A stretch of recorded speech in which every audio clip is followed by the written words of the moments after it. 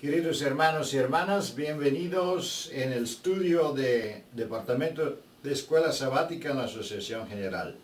Con ayuda del Señor queremos presentarle la nueva lección de esta semana, del sábado de 24 de agosto 2013.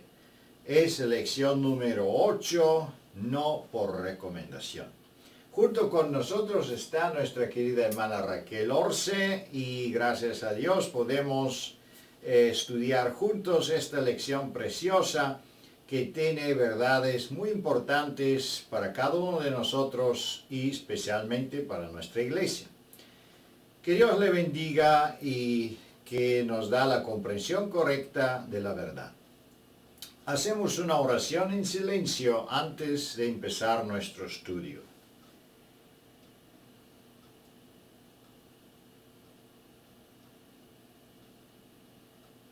Amén. Como mencionamos, nuestra lección es no por recomendación. Estamos hablando de los discípulos de Jesucristo y de las posiciones que ellos ocupaban y que ellos querían ocupar también por los deseos que tenían, y no solo los deseos de ellos, pero también parcialmente los deseos de sus amigos, de sus parientes y especialmente de la madre. Vamos a leer la cita introductoria en deseado de toda la gente, y sí me gustaría que nuestra querida hermana Raquel nos ayude leyendo.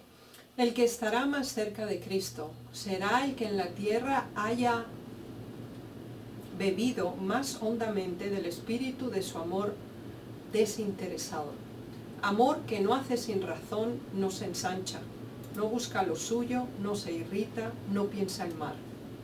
Amor que mueve al discípulo como movía al Señor, a dar todo, a vivir, trabajar y sacrificarse, aún hasta la muerte, para la salvación de la humanidad. Muy bien, muchas gracias. Con la ayuda del Señor queremos ahora repasar o hacer un repaso de los subtítulos de la lección que nos dirige prácticamente a los pensamientos general del autor de la lección. El primer subtítulo es la ambición humana entre los discípulos. Ese subtítulo es la introducción que prácticamente introduce un tema importante especialmente para la organización de la iglesia y cómo nosotros debemos ver la organización de la iglesia, las posiciones de la iglesia, porque los apóstoles fueron el fundamento del Nuevo Testamento, o la organización del Nuevo Testamento, la organización eclesiástica. Seguimos adelante, encontramos el próximo subtítulo, solicitud de una posición. Y vamos a ver en qué situación fue, o en qué condición, o en qué circunstancias si recibe nuestro Señor Jesucristo una solicitud de una posición. Y también es sumamente importante ahora el desarrollo de este tema, la respuesta de Jesús, las condiciones que se muestran en acuerdo de la Sagrada Escritura, quién puede ocupar una posición y si la ocupa, por qué él recibe esa posición y también, y también qué tipo de condiciones debe cumplir para que pueda ocupar una posición.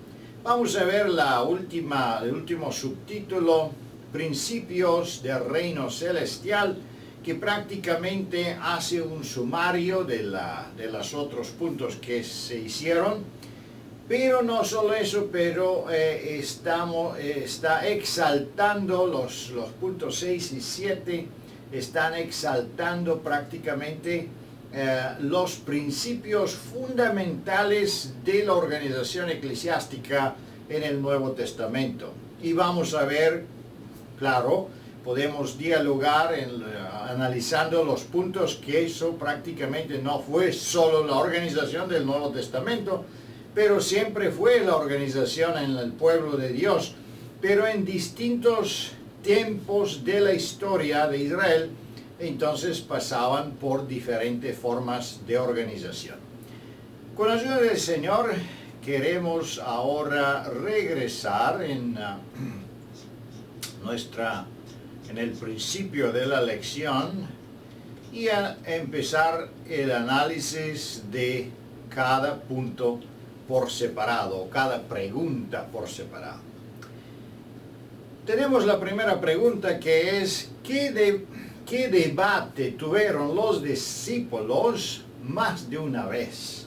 ¿Se resolvió el asunto o sus especulaciones se extendían más allá de esta tierra al reino del cielo?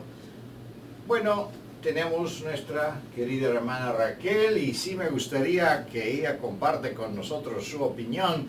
Raquel, ¿qué debate tuvieron los discípulos? Prácticamente ellos tenían muchos debates, pero los debates que tenían más a menudamente y que informan las Sagradas Escrituras. Bien, primero debemos considerar que este era un grupo humano muy heterogéneo, muy diferente entre sí. Era un grupo de 12 personas que tenían profesiones diferentes, niveles culturales diferentes y puntos de partida social y cultural también diversos. Sin embargo, tenían en común también otros elementos, como sería, todos eran de la misma nacionalidad, aunque fueran de regiones diferentes. Todos eran judíos y todos seguían a Jesús. Entonces, esto nos permite comprender que el elemento vinculante de todos ellos era la misma fe. Así que es bueno que a lo largo de la lección siempre analicemos la peculiaridad histórica que estamos analizando, pero también la proyección presente en este momento. Porque en cada una de nuestras iglesias somos de diferentes áreas, de diferentes estructuras sociales, culturales o educacionales, pero estamos juntos porque es Cristo el que nos une y es la verdad. Ahora, ¿qué ocurre en esta situación? Bien, si había 12 personas, el planteamiento era que no todos podían ser iguales, de acuerdo a su modo de pensar. Entonces, inmediatamente surgía entre ellos cuál era el mayor, ya que la directriz y el liderazgo de Jesús era incuestionable. Ahora, entre ellos, que estaban al mismo nivel como discípulos, el planteamiento era de los 12, ¿quién era el mayor? Automáticamente el sistema jerárquico se establece. Pero no era solamente entre ellos quién iba a ser el mayor, sino que ellos iban todavía más allá. Y iba a ser igual el que fuera mayor entre ellos en la tierra, como iba también a ser en el reino de los cielos, porque pensemos que ellos tenían inicialmente un nivel muy reducido de comprensión y analizaban el reino de los cielos en esta tierra. Entonces Jesús venía como Mesías y obviamente iba a establecer un reino.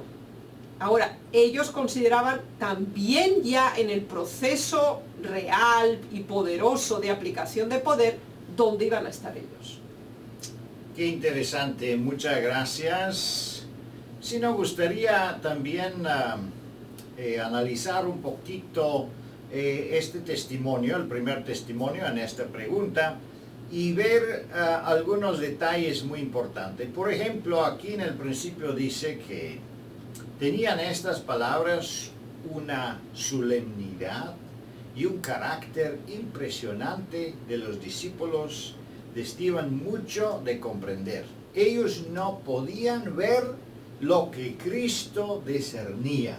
Y yo creo que eso es muy importante, por no tener la oportunidad de ver eso que Jesús podía ver y que Jesús veía. Entonces los discípulos entraban en discusiones totalmente vanas, totalmente sin fundamento. Igual como los saduceos decían: ¿y cómo es posible que uno se divorcia de una mujer, o no, se hace viudo de una mujer y se casa con otra y después con otra. Entonces en el reino celestial, ¿con quién va a vivir? ¿A quién va a ser esta mujer? Entonces, ¿qué dice Jesús? Usted no sabe el poder de Dios, no sabe qué es que va a pasar, no sabe cómo es el reino del cielo. Igualmente los discípulos soñaban una cosa que prácticamente no tenía mucho que ver con la realidad espiritual como Jesús la explicaba. Siguiendo un poco más, vamos a ver aquí, pero verdadera causa era más profunda. Explicando la naturaleza del reino, Cristo podía haber apaciguado, ¿cómo se dice? Apaciguado su disputa del momento, pero esto no habría alcanzado la causa fundamental. Aún después de haber recibido el conocimiento más completo, cualquier cuestión de perfección podía renovar la dificultad y el desastre podía amenazar a la iglesia después de la partida de Cristo. Es muy importante de qué está hablando aquí nuestro Señor Jesucristo. Está hablando de una amenaza sobre la iglesia de Dios. ¿Y qué es esta amenaza? ¿Por qué surge esa amenaza? Esa amenaza surge si los discípulos no entienden este asunto del liderazgo, este asunto de elección divina que Dios está presentando a su pueblo. En lo mismo tiempo, la pregunta tiene su segunda parte.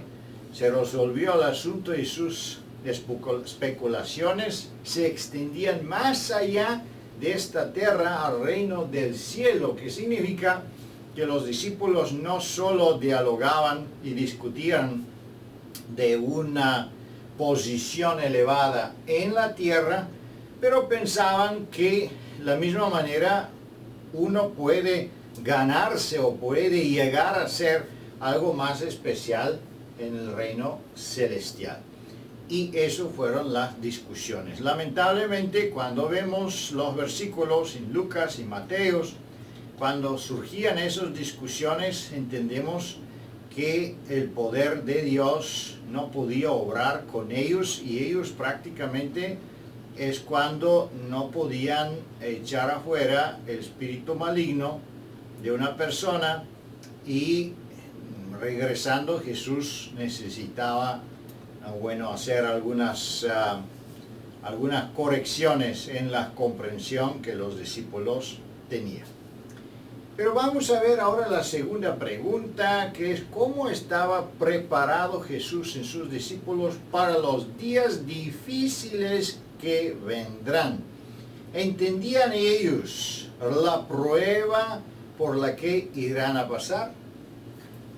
El problema que nosotros tenemos como seres humanos es que nuestros propios planes o proyectos de vida muchas veces pasan por alto la realidad presente. Es decir, nosotros nos imaginamos o pensamos que las cosas van a ser así y después sucederá así y entonces obtendremos esto que esperamos.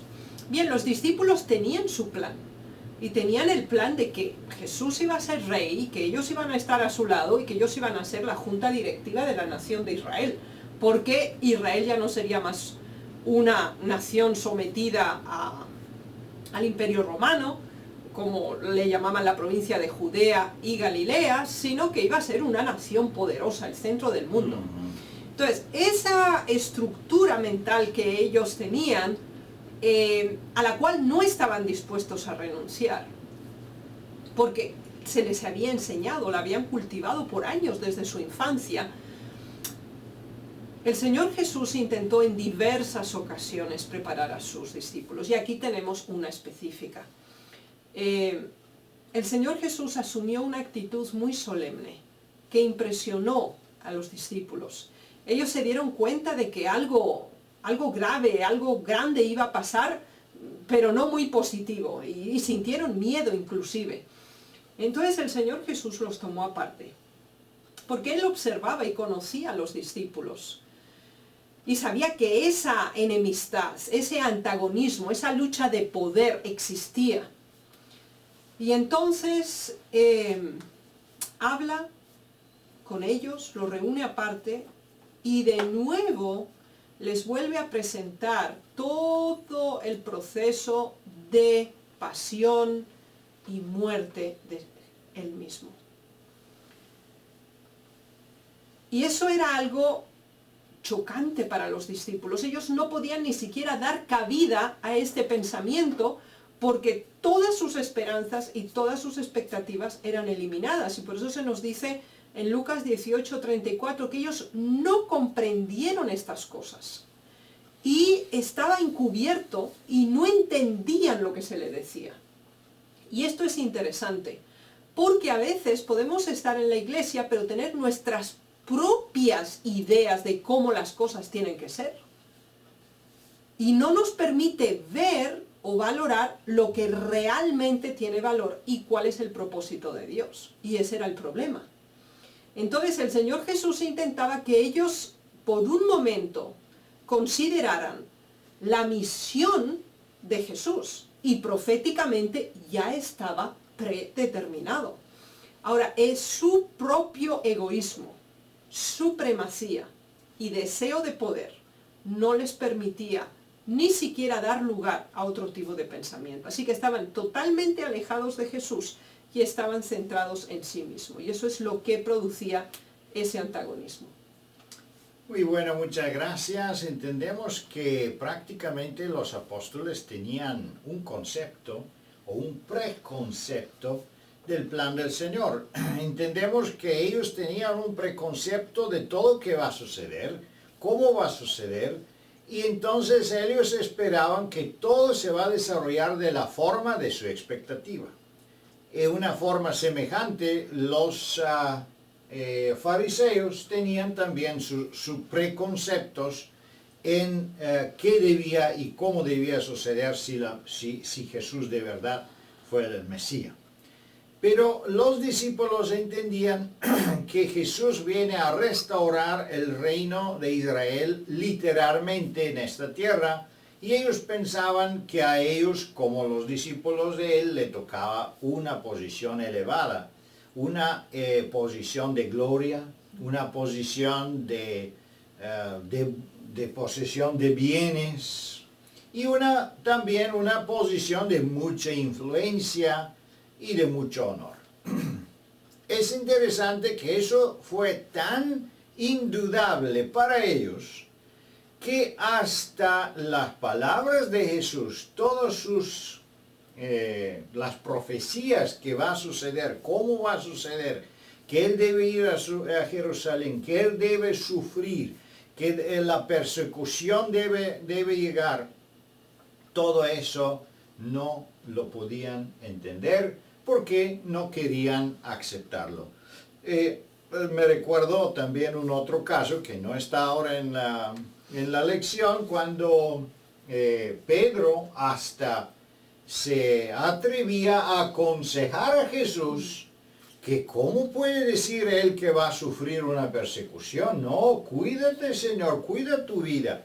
Y entonces fue reprendido del Señor, y que lo dijo: cállate, Satanás. Por lo tanto, entendemos que todos esos pensamientos egoísticos que ellos tenían no fueron inspirados por el Señor, obviamente.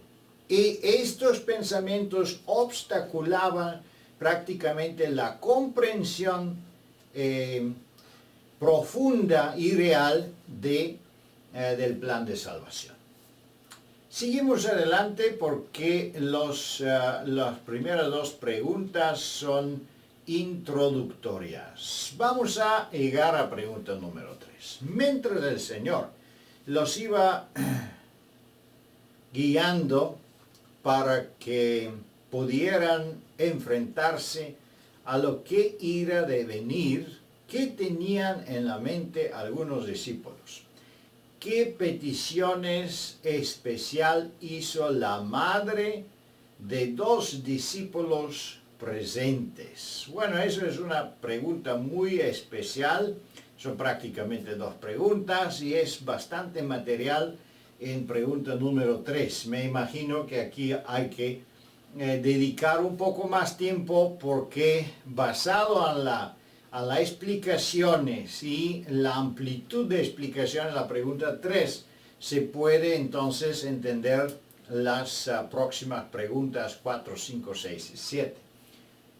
Raquel, adelante. Sí, Juan y Santiago eran hermanos. Ellos fueron uno de los primeros discípulos que siguieron a Jesús. Ellos fueron los mismos que dijeron que el fuego cae del cielo, ¿verdad? Sí. Fueron... Sí, eran ellos también, sí. Sí. Los hijos del trueno. Exactamente. Bien, ahora, durante todo este periodo de discipulado, el Señor había entrado en un proceso de entrenamiento de estos discípulos. Y sabemos que Juan era descrito como al que amaba a Jesús. Precisamente porque él le seguía donde él iba, buscaba siempre su cercanía, deseaba aprender cada palabra y cada expresión que salía de los labios de Jesús. Así que en diversas ocasiones también ellos estuvieron presentes en momentos tan importantes como en el monte de la transfiguración, también en Getsemaní, es decir, en momentos muy especiales de la vida de Jesús, lo cual nos demuestra que la cercanía con él era muy próxima. Y precisamente esa cercanía la demuestran ahora. Entonces, en primer lugar vemos y encontramos a la madre de ambos. La madre era también una discípula de Jesús. Y ella de sus propios bienes también sufragaba el ministerio de Cristo. Así que ella también tenía una parte activa en toda la actividad que Jesús estaba realizando. Entonces ella se dirige a Jesús. La forma conversacional nos demuestra que había amistad, conocimiento y una relación cercana. Y ella declara concretamente y en forma muy simple, y le dice: ordena que en tu reino se sienten estos dos hijos míos, el uno a la derecha y el otro a la izquierda. Ella es muy específica, no da lugar a dudas ni a ningún tipo de falta de comprensión cuál era su petición, y humanamente hablando o maternalmente hablando, pues era muy justificable.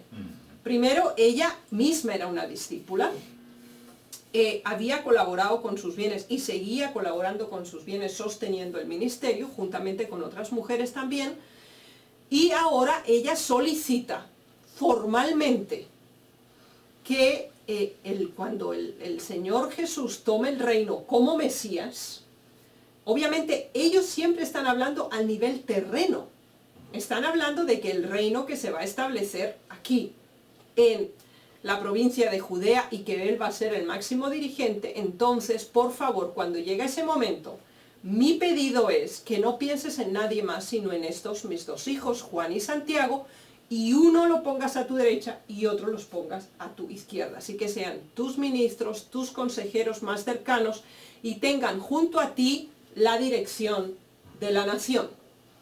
Esto es interesante porque la prueba de que había habido una reunión familiar previa entre la madre y los hijos es obvia, porque ahora también los hijos directamente vienen y solicitan lo mismo.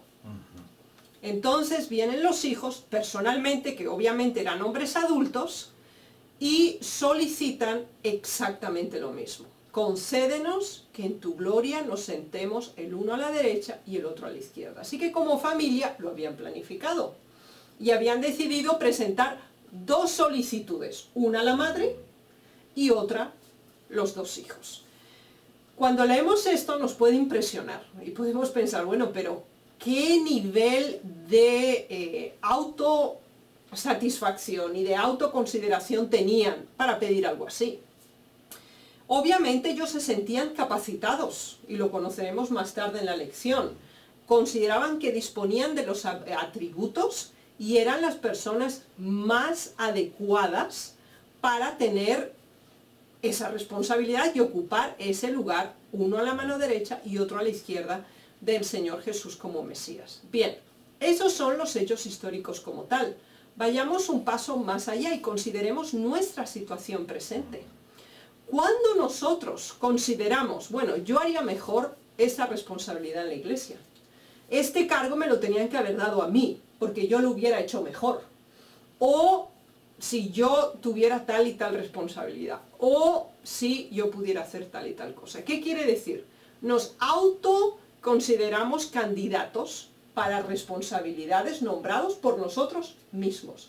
Eso demuestra, uno, que no consideramos la dirección de Dios en la iglesia. Dos, nos autodefinimos como los únicos apropiados y eficientes para realizar un trabajo, sin considerar la intervención de Dios en nuestra vida.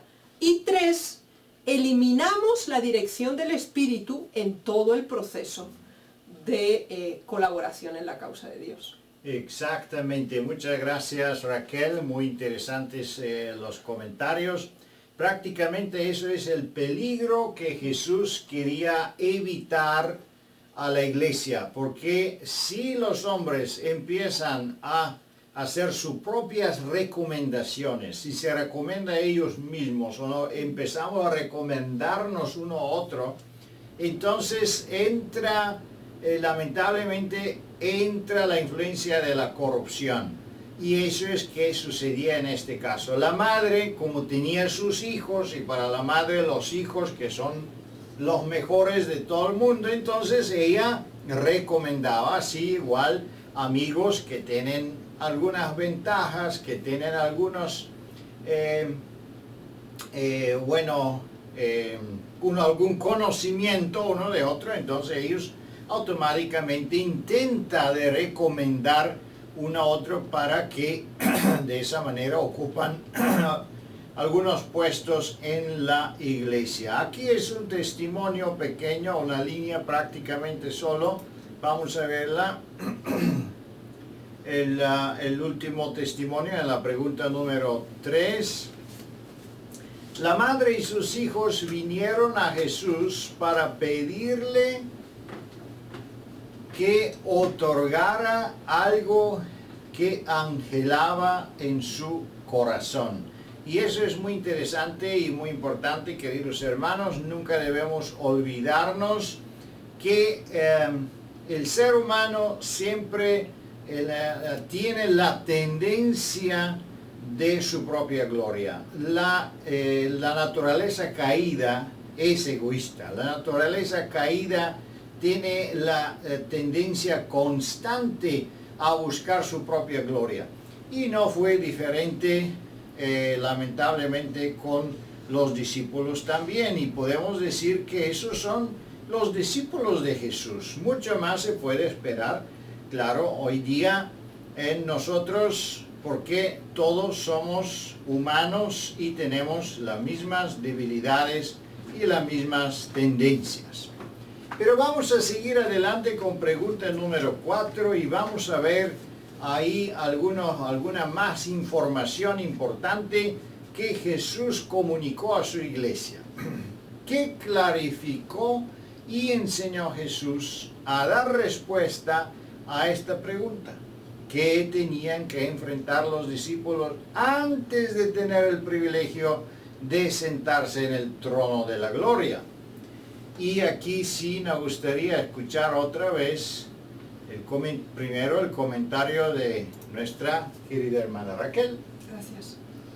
La respuesta de Jesús tiene distintas partes y creo que es importante considerarlas separadamente. La primera e inmediata respuesta de Jesús es: no sabéis lo que pedís. Ese acto expresado con tanto énfasis y autoridad demostraba la completa ignorancia del reino de los cielos. El reino de los cielos no consiste en poder, no consiste en dominio, no consiste en sumisión de uno al otro como seres humanos, no consiste en la supremacía, no consiste en la distribución de poder. Ese era el principio. No sabéis lo que pedís. Completa ignorancia de lo que realmente es el reino de los cielos. Y ahora, después de esta muy impactante declaración, el Señor les hace dos preguntas en una. Primera pregunta: ¿podéis beber del vaso que yo he de beber?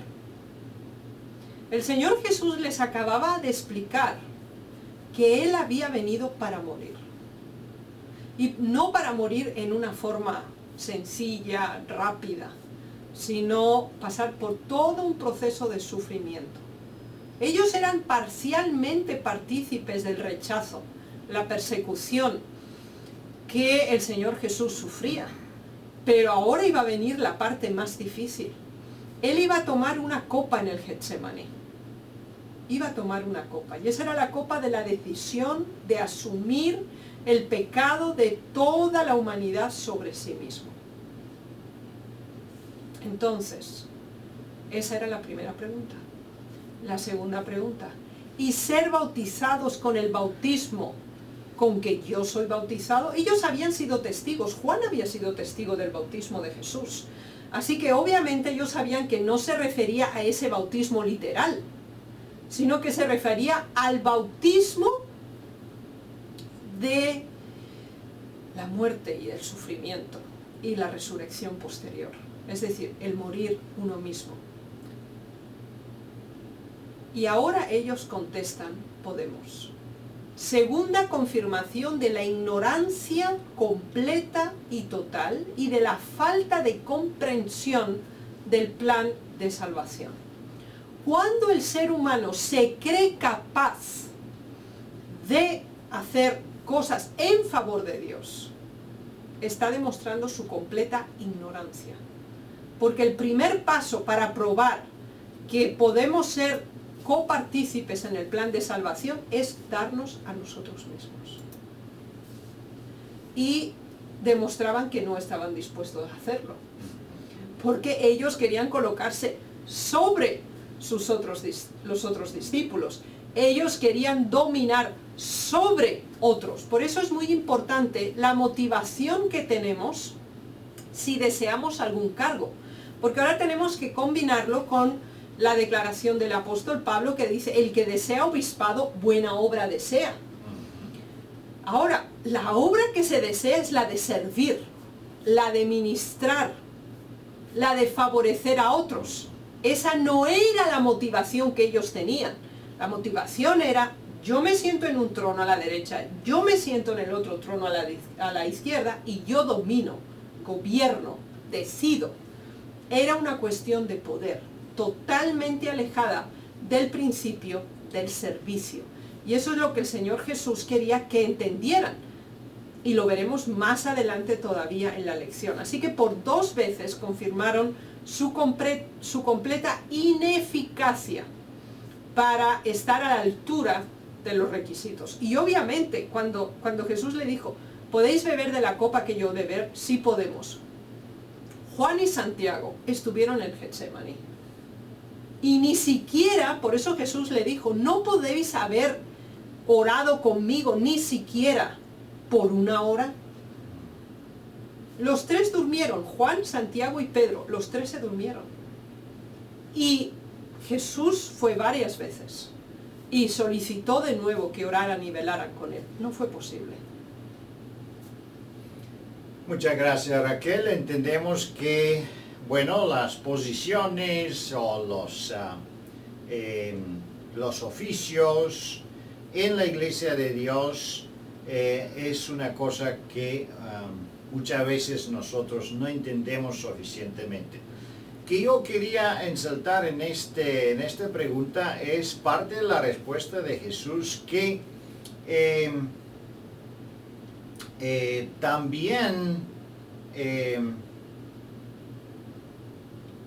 También si nosotros estamos dispuestos de servir, como dijo Raquel, también si cumplimos los requisitos que son necesarios para cumplir, todavía eso no es todo. ¿Por qué? Porque el Padre va a decidir, o el Padre va a dar la última palabra. El Padre es que decide. Por eso me recuerdo, por ejemplo, en el cielo cuando se hicieron los planes, el plan de salvación, que dicen los testimonios que muchos ángeles ofrecieron sus servicios, se ofrecieron para venir en la tierra y sacrificarse, pero no fue posible, no fue aceptado por el Padre. Entonces debemos entender que la cosa no es así de fácil, no tampoco depende del deseo personal, que si quieres tomar una posición, si no quieres tomar, o dónde vas a estar. Vamos a ver en esta lección, vamos a ver qué decide y de qué formas depende dónde vamos a estar o qué posición vamos a tener en el reino del cielo. Pero antes de eso tenemos la pregunta 5 y prácticamente estamos dialogando parcialmente la pregunta 5. ¿Qué debemos aprender de la segunda parte de su respuesta? ¿Se considera un lugar en el cielo como resultado de la recomendación o el favorismo hacia alguno? Bien, el Señor sigue dándoles una explicación a ellos. Yes. Y entonces la continuación es que después de la afirmación que ellos habían hecho, sí podemos tomar de la copa, sí podemos bautizarnos con tu bautismo, Él les dijo, a la verdad sí lo vais a hacer.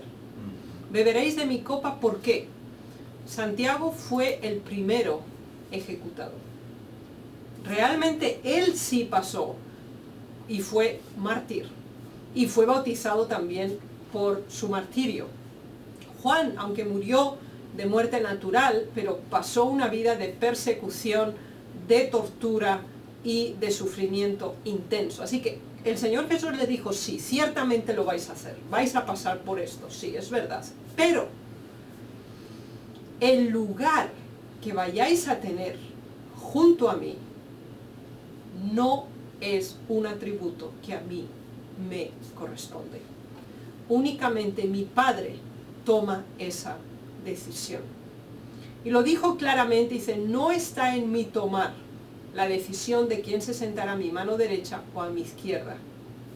Y eso es muy importante, porque de nuevo nos damos cuenta cómo el Señor Jesús se somete constantemente a la autoridad de su Padre. Todo el tiempo se demuestra claramente en sus declaraciones.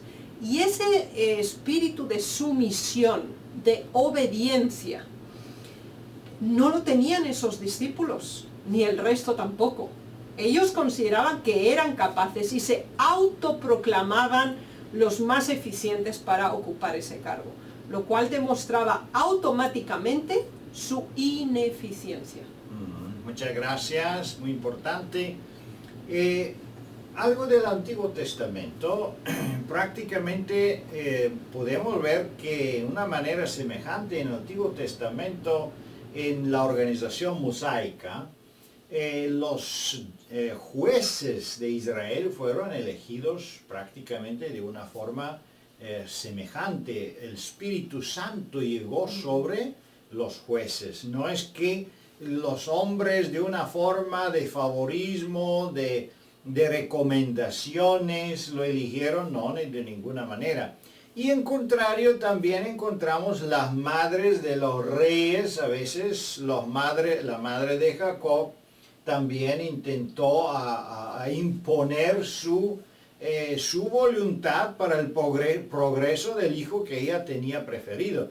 Entonces entendemos que las madres muchas veces intervenían para recomendar sus hijos, para esforzar, manipular las cosas de Dios para que quizá un día pueden obtener más bendición, más propiedades, más cosas, y es tan humano y tan lamentable que eso sucede. Pero en lo mismo tiempo podemos ver que leyendo por ejemplo el linaje de los hijos de Jacob en el Antiguo Testamento y lo mismo en el Nuevo Testamento en Apocalipsis, y podemos ver que algunos nombres no están en el linaje del Nuevo Testamento. ¿Por qué? Físicamente ellos sí fueron hijos, y no solo hijos, estaban en la historia de Israel y tenían su descendencia, pero en acuerdo con el juicio del Padre, no podían tomar parte de este linaje. Y eso es lamentable. Vamos a ver en esta lección cómo prácticamente también si algunos reciben un puesto de una forma humana aquí en la tierra, pero no son confirmados por Dios, entonces en el cielo eso no va a tener ningún fruto. Y por eso debemos ser sumamente cuidadosos a no forzar, no manipular cosas, porque eso no va a llevar a ningún bien.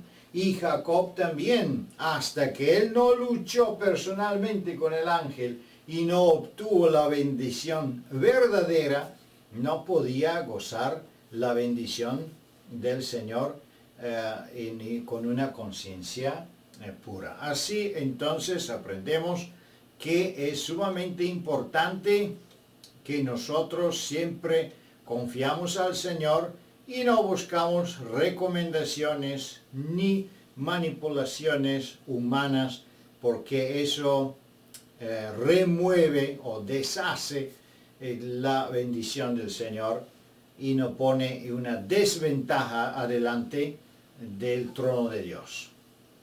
Vamos a ver la pregunta número 6. ¿En qué principios divinos está fundado el reino de Cristo? Por lo tanto, ¿qué ejemplo debemos seguir? Vamos a ver ahora los principios. Preguntas 6 y 7 son fundamentales. Desde pregunta número 3, donde tenemos la fundación de los deseos humanos, y ahora podemos confrontarlo con los principios divinos, que son prácticamente exactamente el contrario de un liderazgo, ¿cómo se llama? Humano. Tenemos un liderazgo humano, un liderazgo político y un liderazgo cristiano, bíblico. Por eso muchas veces me molesta si alguien está leyendo libros de liderazgo del mundo, que no es el liderazgo cristiano, porque eso son principios exactamente contrarios de los principios cristianos bíblicos. Vamos a ver qué dice aquí en esta pregunta 6, Raquel. Sí, creo que esta pregunta, donde el Señor expone todavía con mayor precisión y mayor explicatividad a los discípulos lo que realmente puede ser una recomendación para el cielo.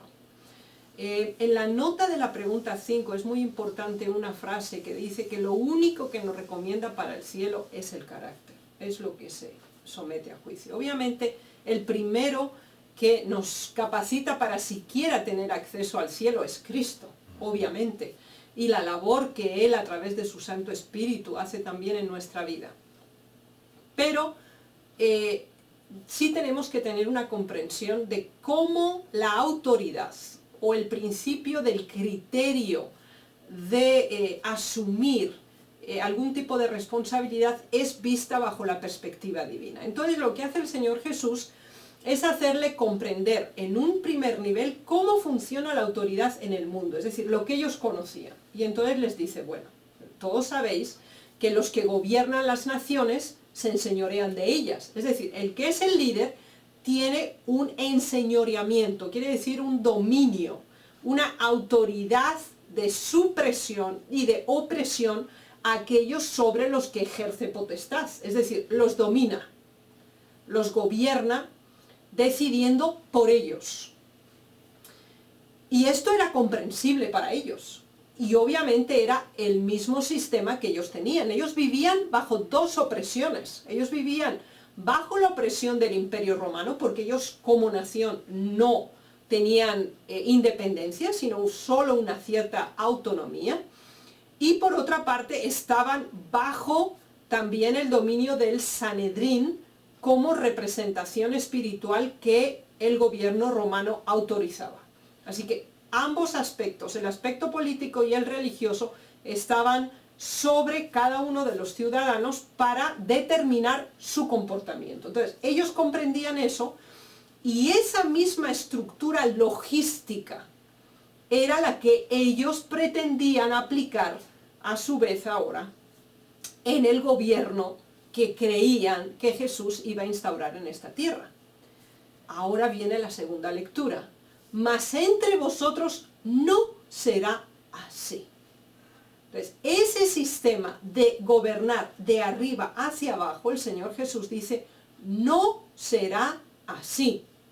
Entonces, absoluto rechazo de la estructura jerarquizante del dominio de pocos sobre muchos. Es un principio contrario al cielo.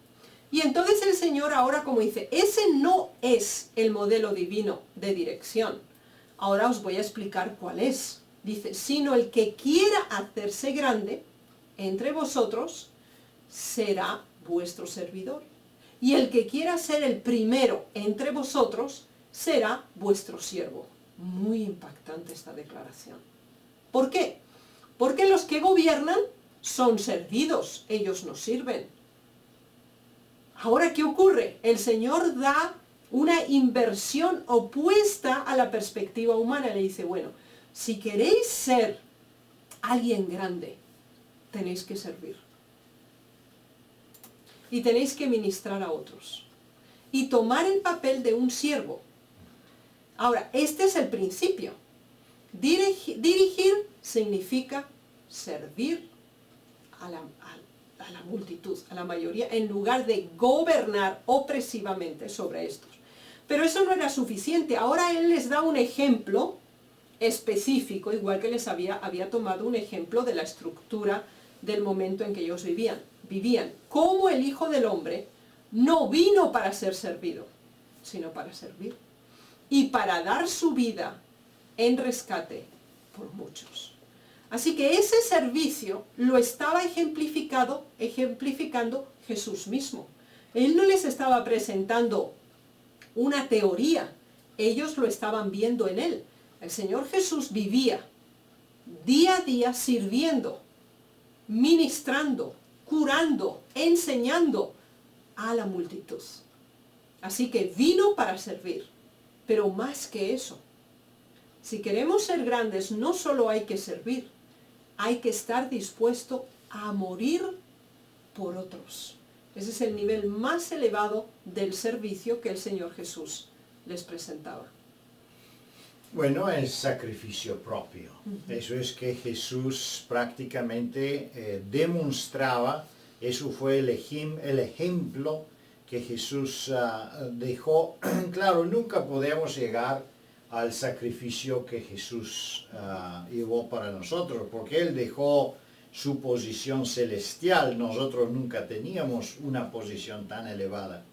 Pero el principio eclesiástico, el principio cristiano es exactamente contrario de del mundo. Así dice también el testimonio. En el reino del mundo, la posición significaba engrandecimiento propio. Es una adoración a la persona. Es una potestad sobre los otros. Así como dice también el versículo, es una posición en que los otros te sirven a ti. Y tú decides sobre los otros. En contrario, en el liderazgo bíblico, cristiano, entonces no es un liderazgo sobre el otro, pero en primer lugar es un liderazgo sobre tú mismo. Antes de empezar a a demostrar un liderazgo debes empezar con guiar su propia vida, su propio apetito, su propia debilidades, vencer sus propias debilidades y después empezar a servir a los otros con los dones que Dios nos da. Bueno, eso fue lamentablemente muy mal entendido de parte de los discípulos. Lo vemos en el tiempo cuando ellos estaban con Jesús. Prácticamente eso fue una de las excusas que Judas usó para vender su maestro o para entregarlo a los fariseos, pensando que él va a ayudar a Jesús para que él alcanzaría este liderazgo mundano, este liderazgo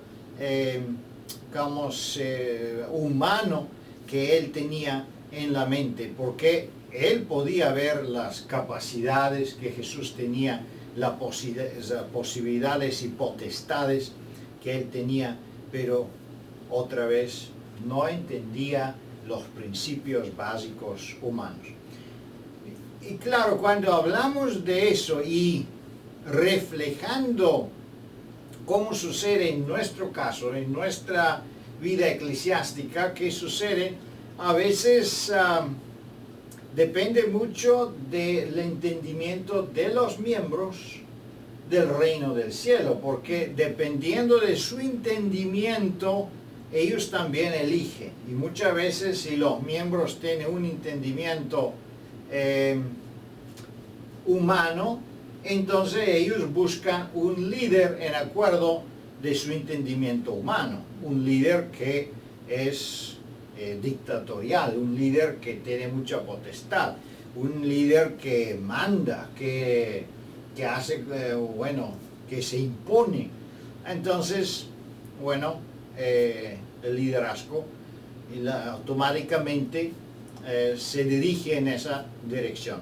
Y claro, si hay un pueblo que es espiritual, entonces ellos también, eso refleja en el liderazgo que ellos eligen, en el liderazgo que ellos ponen sobre su iglesia. Por eso todo está combinado. Entonces, si el pueblo elige una persona en acuerdo de principios carnales, ellos tienen un liderazgo carnal que refleja sobre ellos de una forma carnal, pero si ellos eligen un liderazgo espiritual, refleja aumento de la espiritualidad.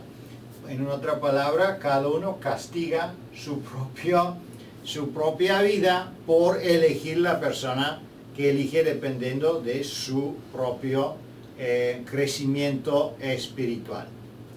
Vamos a entrar en la última pregunta, 7. ¿Qué fue revelado posteriormente a Juan en relación a cualquier que tendrán el privilegio de sentarse en el trono de Cristo? Vamos a ver de qué depende, qué es la condición para llegar hasta podemos decir, hasta el máximo que se puede imaginar una persona a sentar al trono de Cristo. Bien, es importante ver que la declaración anterior que el Señor Jesús había hecho, se la había dado a Juan en su juventud. Ahora vamos a la declaración de Apocalipsis 3:21, que era cuando Juan era un anciano y estaba en una isla exiliado. Y ahora la declaración es también impactante, porque dice: al que venciere, le daré que se siente conmigo en mi trono, así como yo he vencido y me he sentado con mi Padre en su trono. El Señor nunca nos pide algo que Él no haya hecho antes y que sepa que se puede hacer. Entonces el Señor dice: al que venciere, así como yo he vencido. Entonces, para conocer de qué victoria se está hablando aquí, tenemos que entender cuál fue la victoria que tuvo Jesús. Jesús venció el pecado. Y esa fue la mayor victoria. Esa fue la victoria sobre el pecado y sobre la muerte. Entonces, ¿cuál debe ser nuestra victoria? ¿El vencer sobre qué? El vencer el pecado. No lo podemos hacer por nosotros mismos, pero sí la podemos hacer con Jesús. Y Él pone todos los recursos y todas las posibilidades a nuestro acceso a fin de obtener esa victoria, porque Él ha probado que sí se puede vencer el pecado con su poder y permaneciendo en Él. Así que la victoria que Jesús obtuvo es sobre el pecado y la muerte. Y el Señor dice, al que vence. El hecho de que nosotros comprendamos que la victoria no es una lucha como una guerra, donde se produce una opresión, una conquista de territorio, de población o de recursos, sino que la lucha es contra nosotros mismos. Y la batalla es contra los malos hábitos, inclinaciones, tendencias y costumbres equivocadas que nos descalifican para estar en el cielo. Así que esa es nuestra lucha. Vencer como Cristo venció, usando los mismos recursos a los cuales Él tuvo acceso. Exactamente, muchas gracias. Prácticamente entendemos que las condiciones en que Dios elige y no los hombres son las calidades del carácter que cada uno tiene. Y vencer, se mencionó, se está hablando de vencer las tentaciones, vencer las debilidades, pero en lo mismo tiempo debemos entender que cuando se habla de posiciones, en el caso de los apóstoles y las recomendaciones, existe esta tendencia que uno intenta hacer agradable, intenta ser representable adelante del hombre. Entonces tenemos las dos posibilidades, que uno está muy altamente apreciado y elevado por el hombre, o apreciado y elevado por Dios. Y es posible que uno tiene sus pecados escondidos y está muy apreciado y muy elevado adelante del hombre, pero no tanto adelante de Dios. Me recuerdo un caso donde hermana White visitó una iglesia y el pueblo apreciaba mucho su director de iglesia y pedían una oración de sanación. Pero el profeta no se apuró en esto, entonces en la noche recibe un sueño en donde se demuestra que este hombre tenía pecados escondidos. ¿Por qué pecados? Él fue prácticamente entregado en esas enfermedades. Entonces entendemos que hay posibilidad cuando una persona aparece muy atractiva en los ojos del hombre, pero no tanto en los ojos de Dios. También el profeta Samuel, cuando fue a ungir el futuro rey de Israel, se fijó al hombre más alto, más lindo, a su hermano mayor. No pensaba a un joven que estaba lejos con las ovejas. Entendemos que muchas veces esta diferencia existe, pero en lo mismo tiempo no debemos ser desanimados, porque es posible que uno puede decir, ay, eso no puede ser de Dios, ay, eso no puede ser de parte de Dios. Pero vamos a ver qué tipo de discípulos tenía Jesús.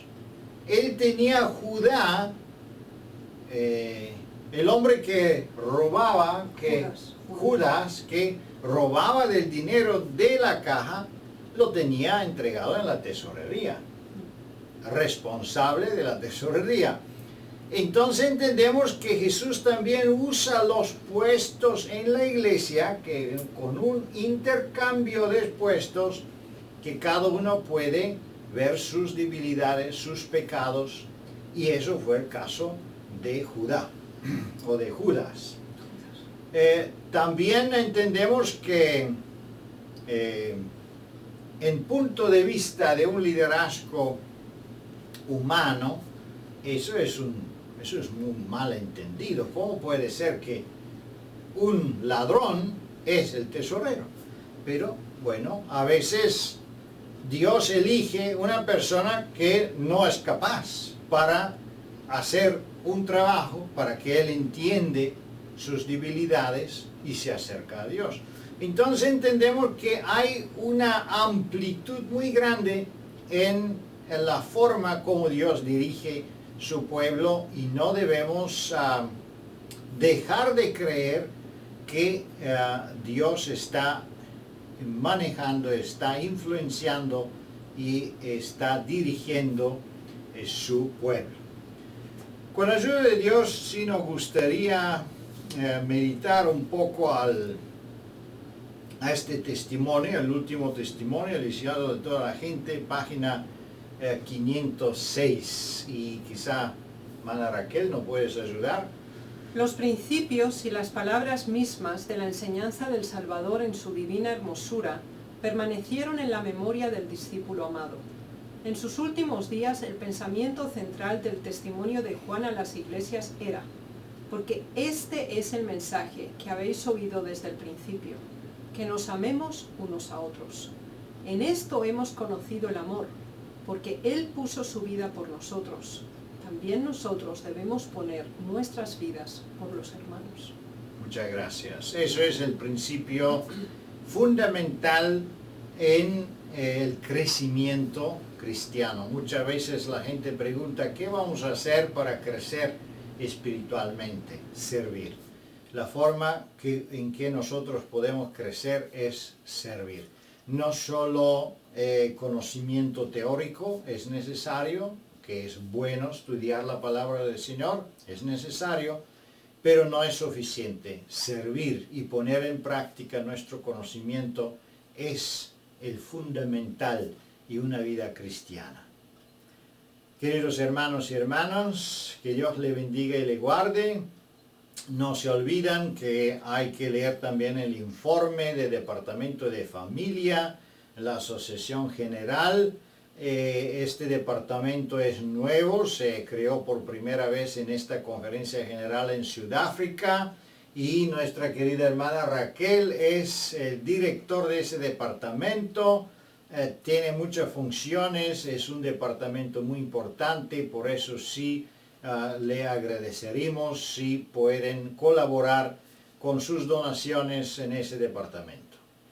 No se desaniman y siguen adelante. Es muy importante que el liderazgo de nuestra iglesia no es promovido por recomendaciones humanas, pero está dirigido por el Espíritu de Dios. Pero para obtener líderes espirituales necesitamos un pueblo espiritual, porque si no tenemos pueblo espiritual, tampoco vamos a tener líderes espirituales. Y también si no tenemos líderes espirituales, tampoco vamos a tener miembros espirituales, porque no se promueve la espiritualidad. La dictadura es el peor que puede suceder un liderazgo eclesiástico, porque la dictadura no permite el desarrollo de la iniciativa propia. Y si no se permite la iniciativa propia, no se permite un desarrollo de carácter. Y si no se puede desarrollar el carácter en servicios a Dios, entonces sí está obstaculado el proceso en que Dios, o la razón por qué Dios creó la iglesia de Dios. Por eso debemos de ser sumamente cuidadosos, especialmente los pastores, líderes de la iglesia, para que nosotros mantenemos todo basado en el amor, basado en el servicio para los próximos. Amén. Amén. ¿Algunas palabras de despedida, Raquel? Sí, yo creo que es importante que en esta lección nos analicemos a nosotros mismos. Tengamos o no una responsabilidad en la iglesia, es importante que nos autocuestionemos cuál es la motivación por las cuales hago algo. ¿Lo hago para conseguir algo? o simplemente lo hago porque es el amor que el Señor pone en mi corazón por servir, sin esperar reconocimiento, aprecio o elevación de mi personalidad o de mi identidad ante los demás. Esta pregunta, esta última reflexión, que está relacionado con la última pregunta, pero de hecho toda la lección, es una invitación a analizar nuestros motivos y también a considerar qué es lo más importante para nosotros. Muchas gracias, Raquel. Dios le bendiga, queridos hermanos y hermanas. Le deseamos un feliz sábado y no se olviden a recomendar nuestros videos, nuestra página web a otros. Tenemos muchos interesados, miembros y no miembros de la iglesia, que gozan la posibilidad de estudiar estas lecciones. Tenía varias experiencias y cartas que yo recibí de personas que no son miembros, no conocen nuestra doctrina, pero están gozando esos videos porque quieren aprender más de la palabra del Señor y más de nuestro Señor Jesucristo. Que Dios le bendiga y le guarde y que tenga un feliz sábado. Feliz sábado.